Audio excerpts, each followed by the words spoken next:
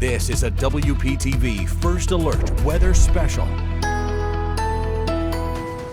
I'm First Alert Chief Meteorologist Steve Weigel. And I'm First Alert Meteorologist Jennifer Correa. The 2025 hurricane season is here. And scars from last year's historic season are still here on the Treasure Coast. They are fierce, extreme, dangerous, and sometimes deadly. Florida, faced with a threat every year. Hurricanes can bring high winds, heavy rainfall, and life-threatening storm surge. The theme from 2024, rapid intensification. Milton strengthening at one of the fastest rates ever recorded. The storm get ready to go inside.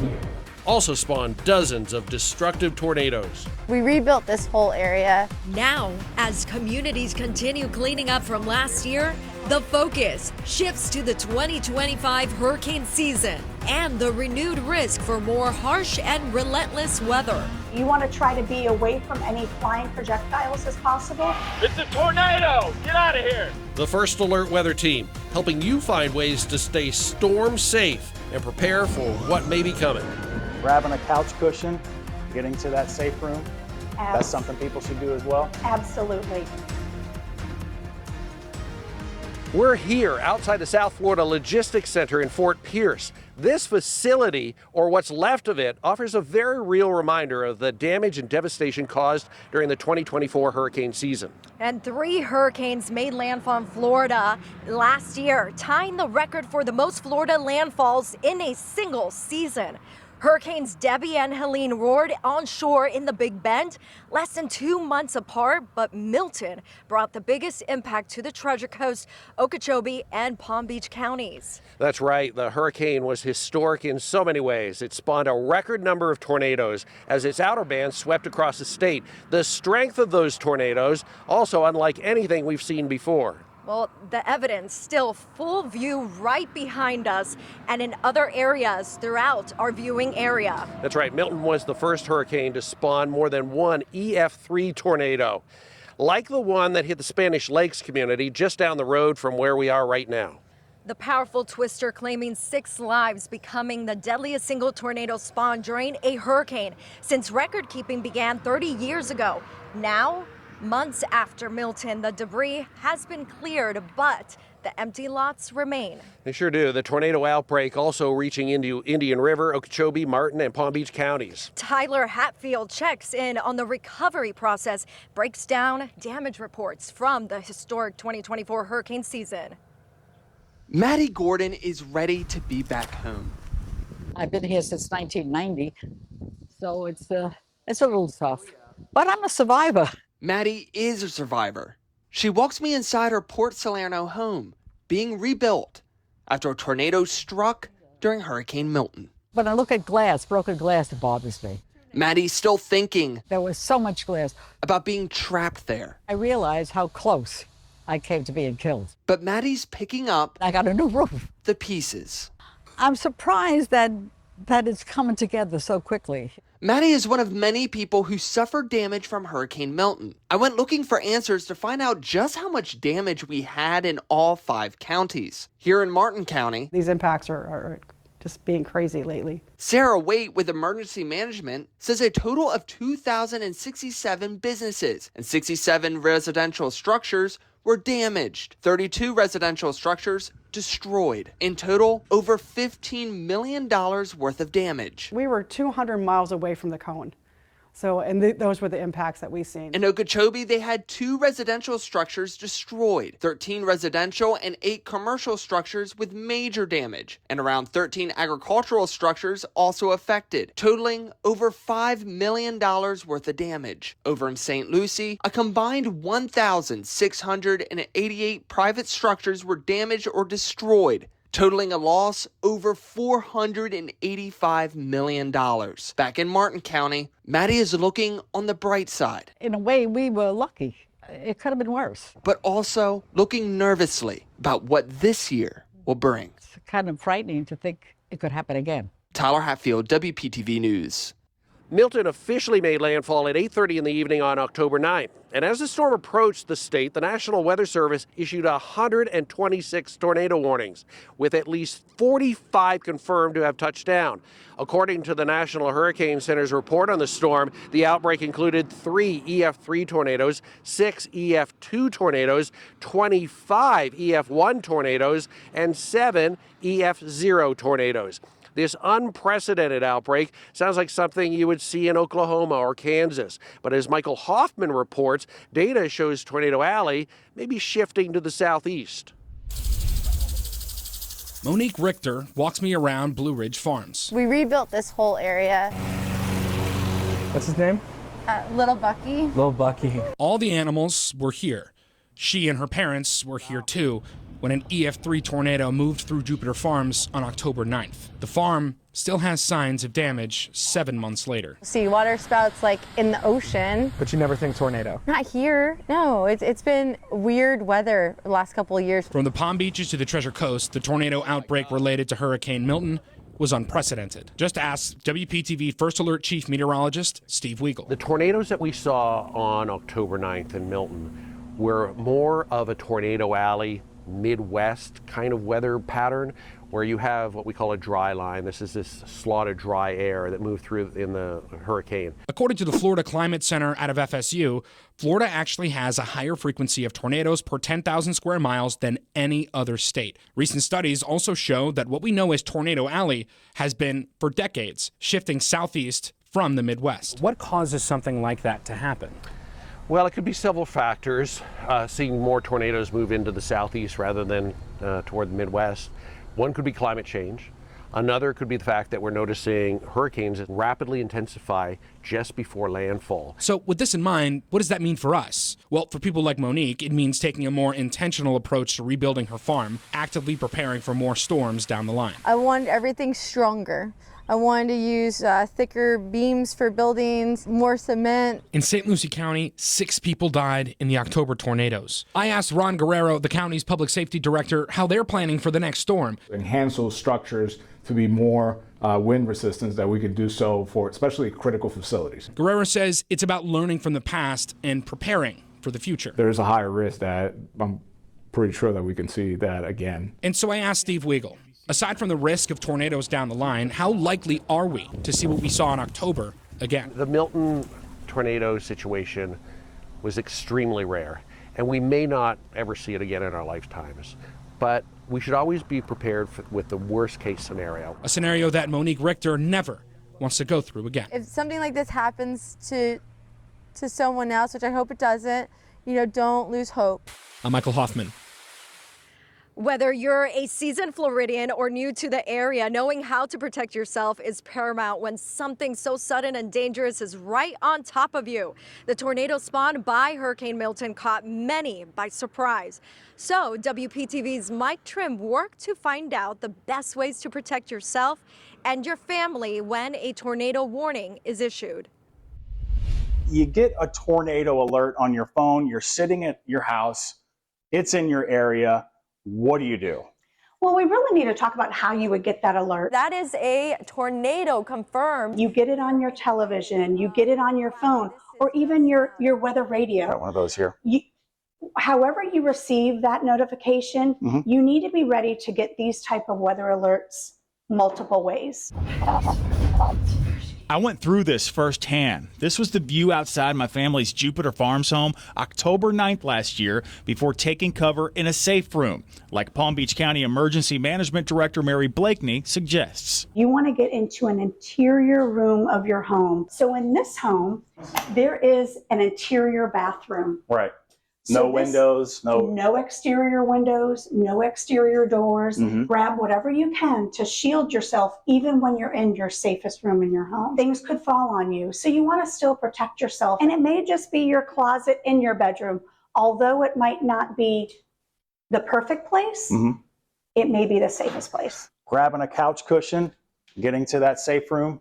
That's something people should do as well? Absolutely. So you don't want to be near your window. You don't want to be near locations where things can shatter and impact you. As for condos and taller homes, if you are in a home That's multiple stories. You want to get to the lowest level. Condos, apartment buildings that maybe have interior walkways where people can get down to the lowest level possible while safely being able to do so. Blakeney says mobile and manufactured homes are the most vulnerable in a tornado. Maybe they have a clubhouse in their community and they have enough time to safely get there. If it's a CBS constructed or a more stringent construction, they need to try to get to that location. Mike Trim, WPTV News.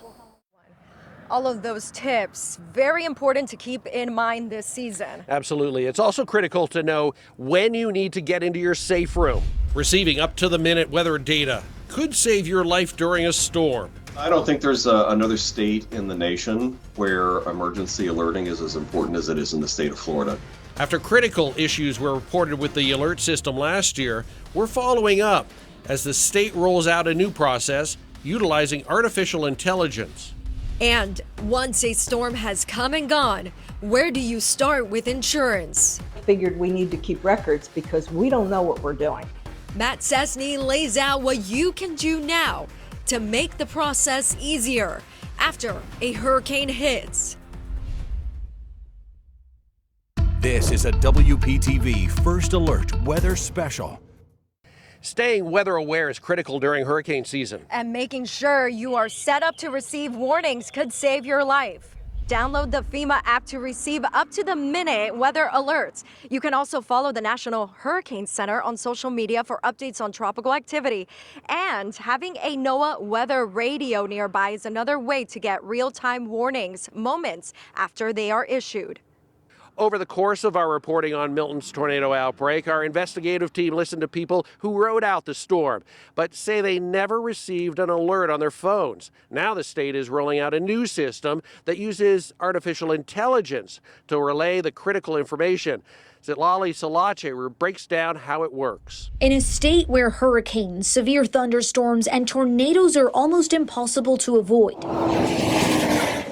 staying informed on the go is key. I don't think there's another state in the nation where emergency alerting is as important as it is in the state of Florida. Dr. Randy Wright with the University of Florida tells me about a system they launched last year named Beacon, which stands for Broadcast Emergency Alerts and Communications Operations Network. How does Beacon work? Well, Beacon is a really unique and innovative tool that's designed to work for and with the official government agencies that actually do the alerting. Our investigative reporter Kate Hussey first told you about Beacon in February after some residents on the Treasure Coast reported missing tornado alerts or getting them too late. You know, many times if you hear an alert that comes as an EAS alert, whether it's on television or radio or a wireless emergency alert, that alert will come down one time. Dr. Wright says Beacon is designed to work when the power is out or when networks fail. It's simply taking the information that's coming directly from these official government agencies,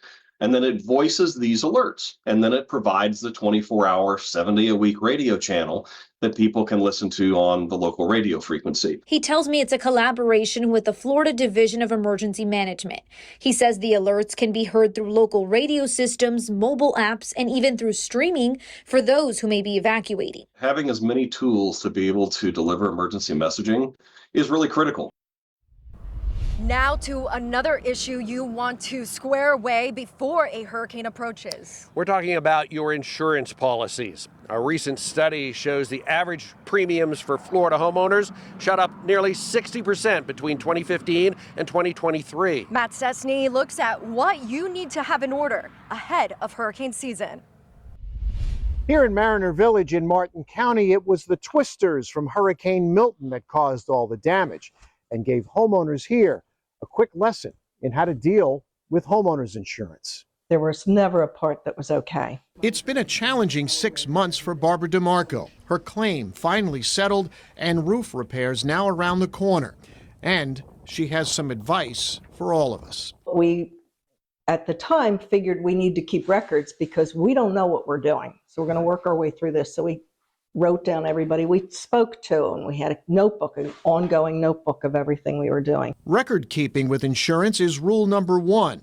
Robert Norberg of Arden Insurance in Lantana tells me, take the time to find your policy and review it. Also take a look at the hurricane deductible, because that is a big number on most policies. Make sure you're aware of it now, because as we've seen in the past, that deductible is triggered when there is a hurricane watch or warning anywhere in the state of Florida. He also says it's a good idea to snap a picture of your policy in your phone, along with photos and videos of the outside and inside of the house. And after a storm, contact your insurance company right away. The primary thing is, after a claim, immediately call your insurance company. That gets the claim on the books, gets it started properly.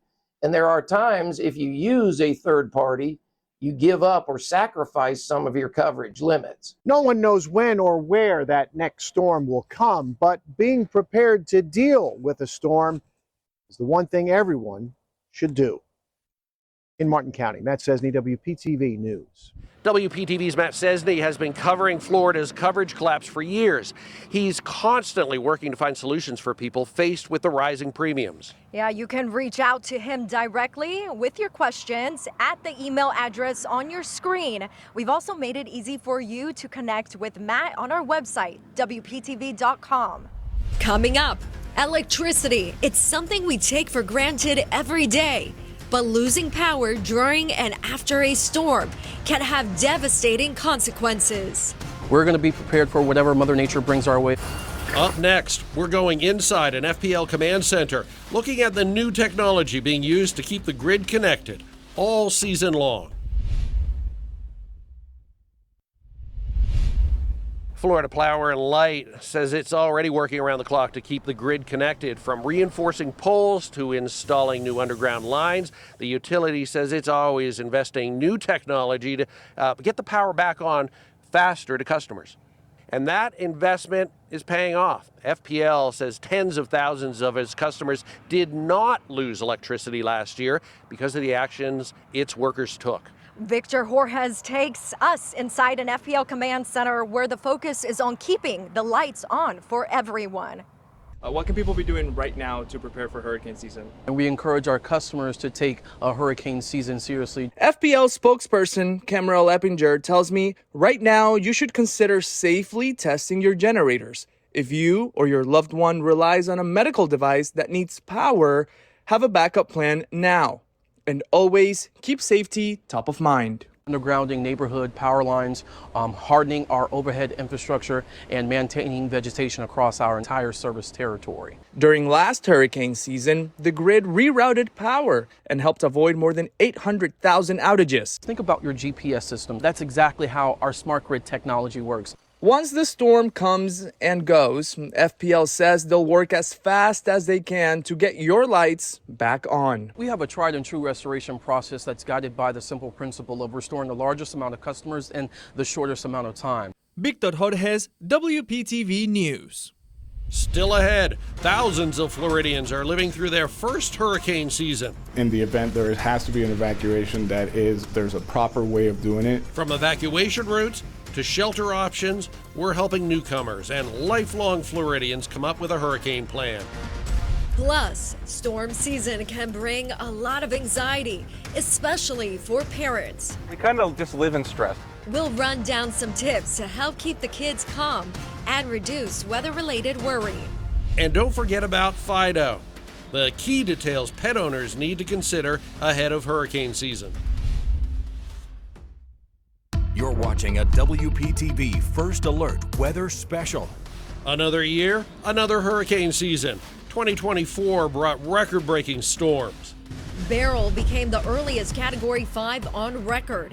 Helene was the deadliest hurricane in decades. And Milton rapidly intensified, jumping from a Category 1 to a Category 5 in just 24 hours. Now, another hurricane season is upon us, and it's time to get ready. From evacuation zones to preparations for your pets, we'll run down the critical information you need to know ahead of hurricane season.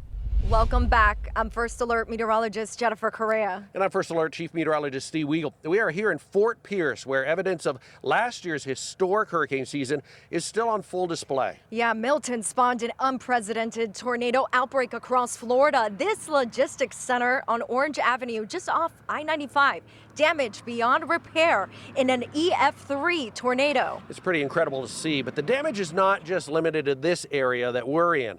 Blue tarps still cover roofs across communities in our entire viewing area. Wellington, Loxahatchee Groves, Okeechobee, Vero Beach, and Fort Pierce, all impacted by the historic outbreak. Our investigative team spent weeks painstakingly piecing together information from multiple law enforcement agencies. They followed up with the victims trapped under debris and listened to first responders who jumped into action in the immediate moments after the tornado swept through.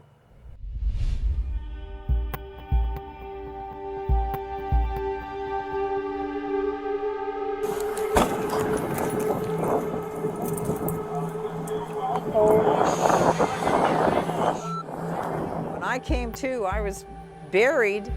Most of me was underground. My arm was free, and I was trying to push this dryer off of me. Walk the road off here, one lane. Walk the road off here, one lane. Don't let anybody pass for emergency vehicles. Everybody else, go that way, start searching. Maybe 3 people here. The sheriff was there. I heard voices, they were talking. And I started finding whatever I could. I think I remembered finding a phone, throwing it straight up into the air, just trying to get attention and yelling. She's right here, right there. And they told me to quit trying to push the dryer off because we were totally wrapped in fencing and electrical wire that was hot wire. And that was scary. Hey, we're gonna go north. Champion. My concern was John. Where is John? John has dementia. I just couldn't imagine what he was going through. At least I was conscious, but where's John? And they were yelling his name, but wasn't getting a response. And I yelled his name a couple of times, and I held my ear to the ground, and I heard a muffled noise. I need 3 people. He was literally completely buried in a cow field with all that muck and junk. Literally under, they said, about 1,000 pounds of debris. Yeah.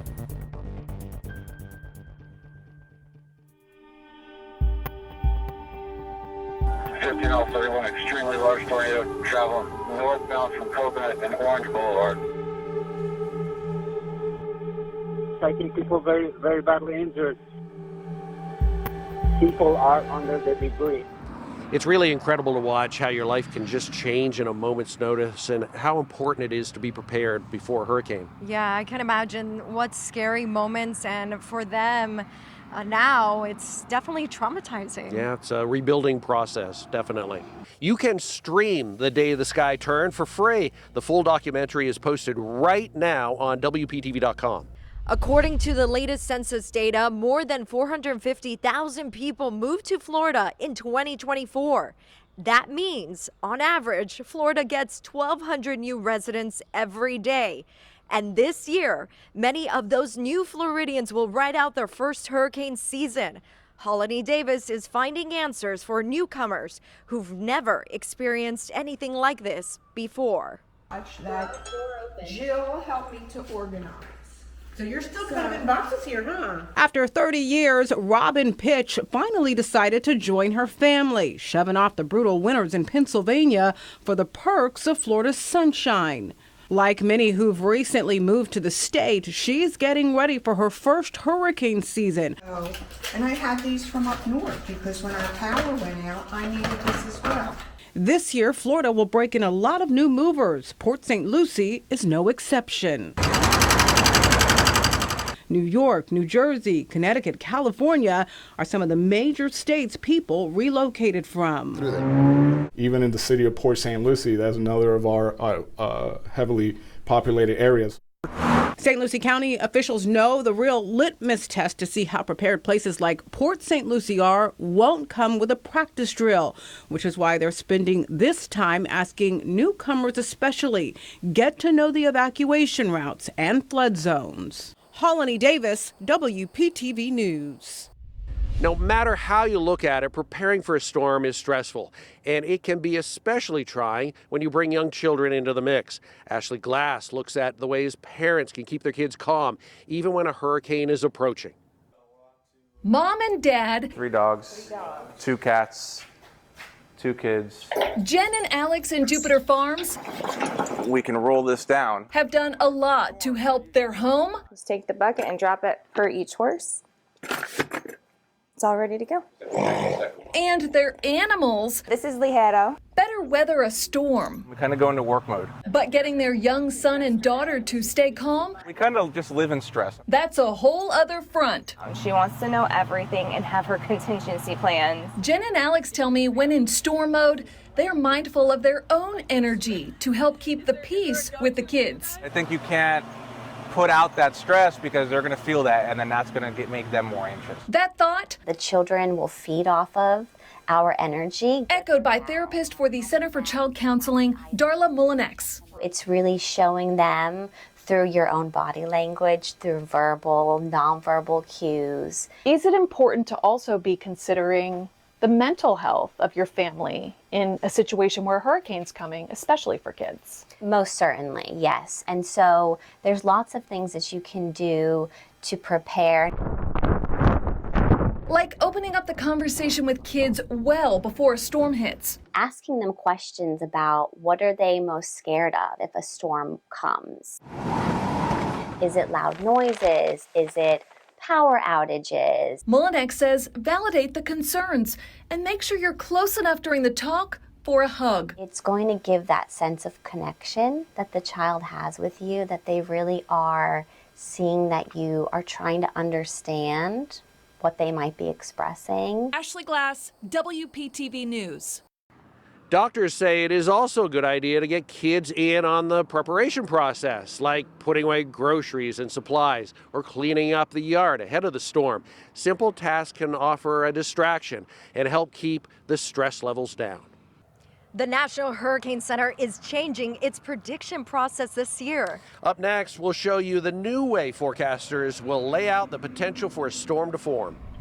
Also coming up, should you stay or should you go? We're going county by county, showing you the communities most at risk of facing potential evacuation orders. Plus, it's a task many Floridians are faced with, caring for a family member in a nursing home or an assisted living home.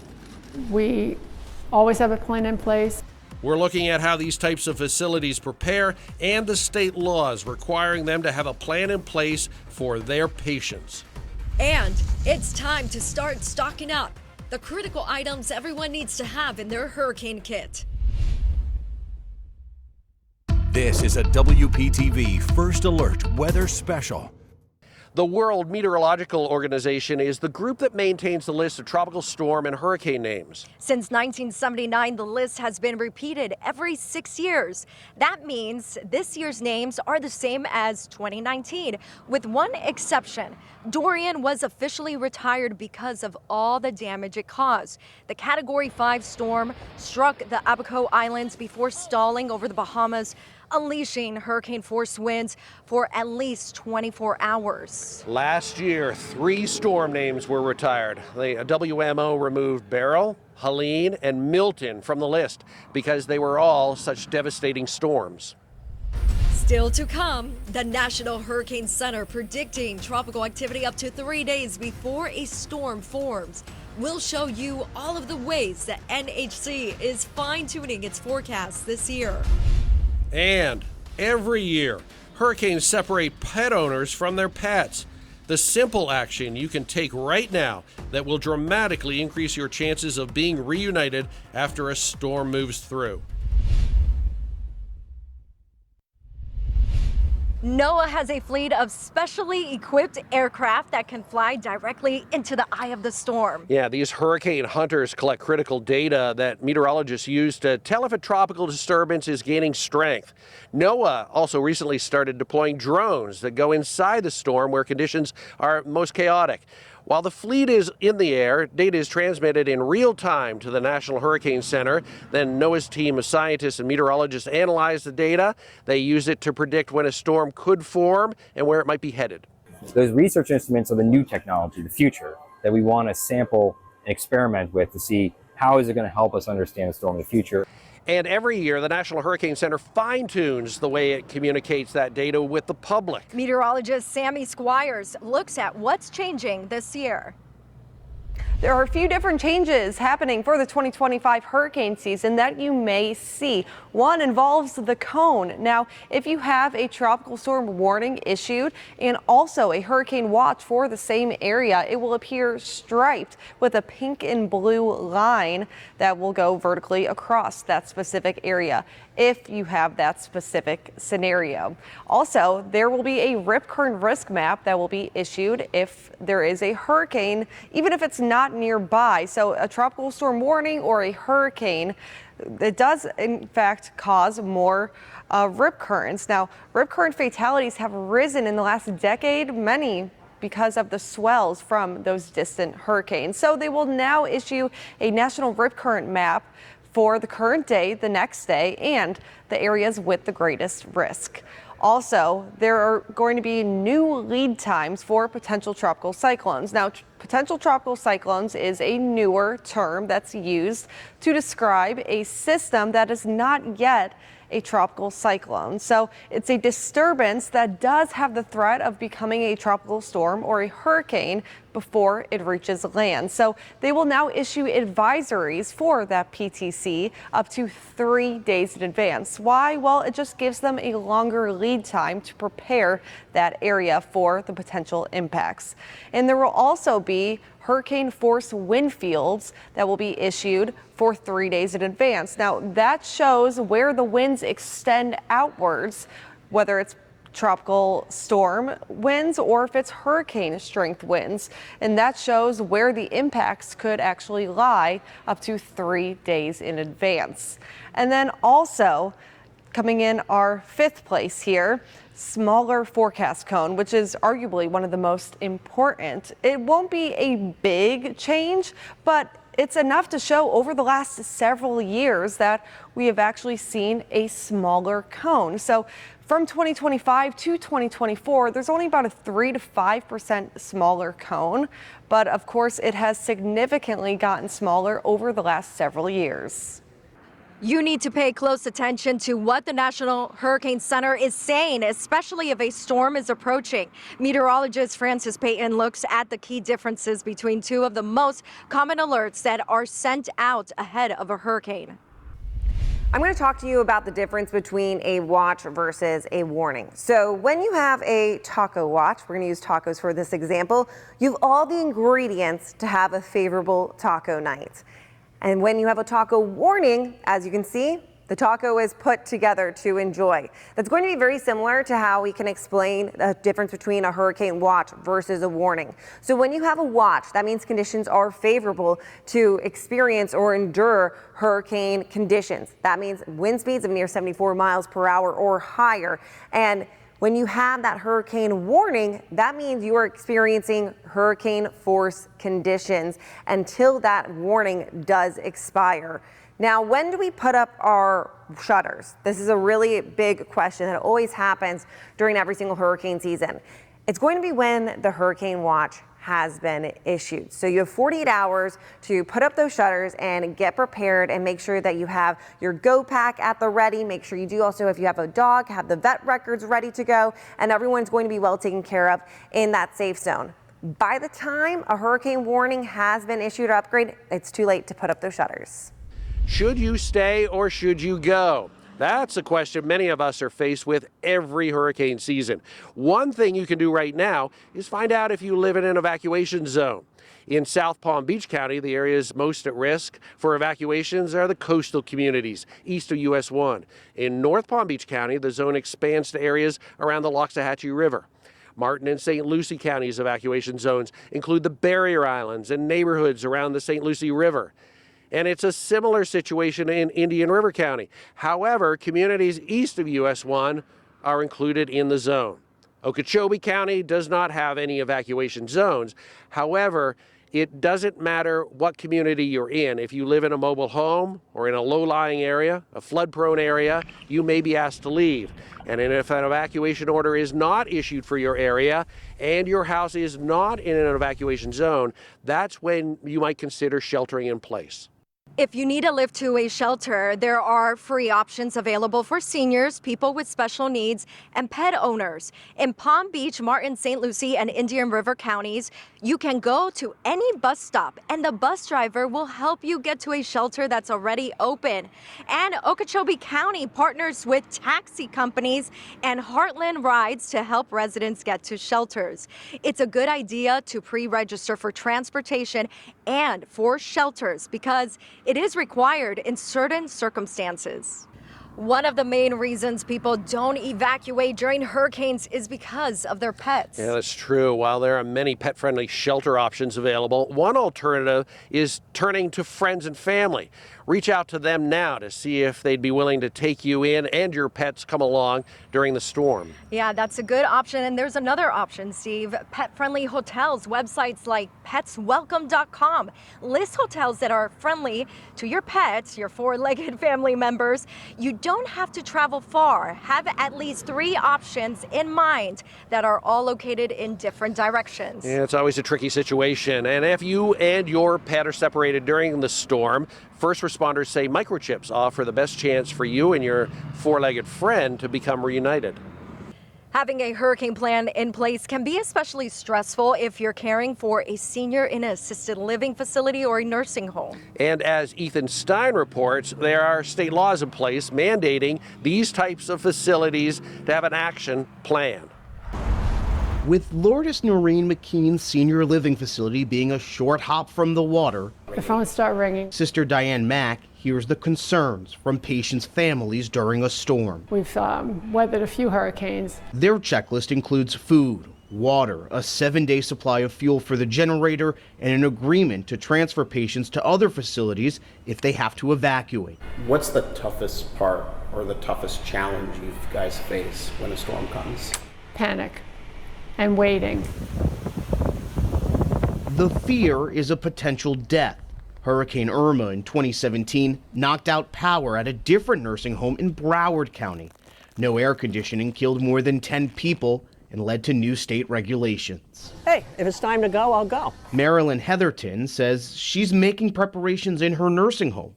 The 82-year-old woman on oxygen says she's used to hurricanes after living in South Florida for more than 40 years. Well, I take reasonable precautions.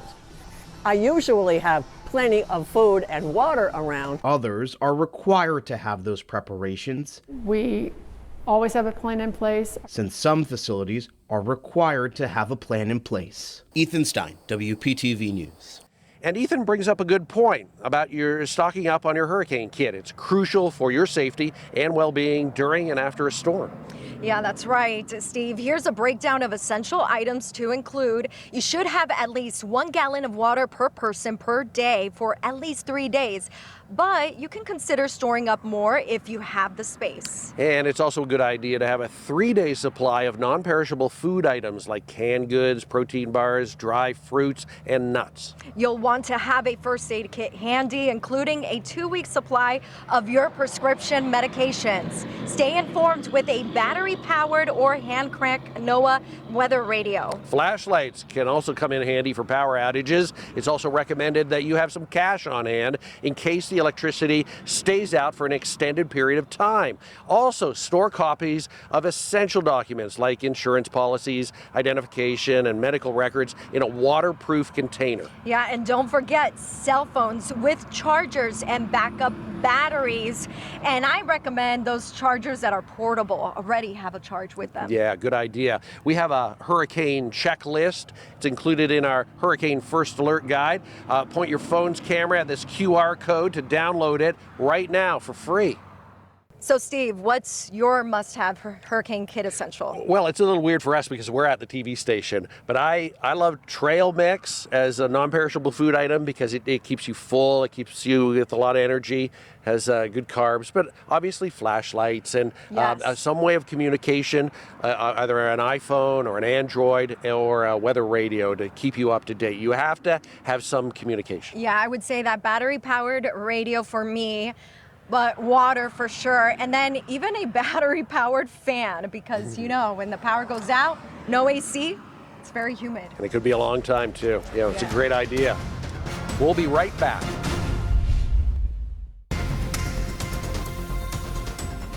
It doesn't matter if this is your first season or if you've lost count on how many hurricane seasons you've been through. It only takes one storm to completely upend your life. That's why it's so important to be prepared. Now is the time to develop a plan of action. Figure out what you, your family, and your pets are going to do if a storm approaches. You can also depend on the First Alert Weather team to watch the tropics all season long and bring you the latest information from the National Hurricane Center. Download our WPTV Hurricane Guide for detailed information on your area, like a county-by-county breakdown of shelter options, evacuation routes, and that important hurricane kit checklist. And should a tropical storm or hurricane form, we'll be tracking it with the WPTV News app. Download it right now by scanning the QR code on your screen. You can also find the latest updates from the First Alert Weather team on our website, WPTV.com. Thank you for joining us for this First Alert Weather special. All of us here at WPTV are wishing you a quiet and safe hurricane season.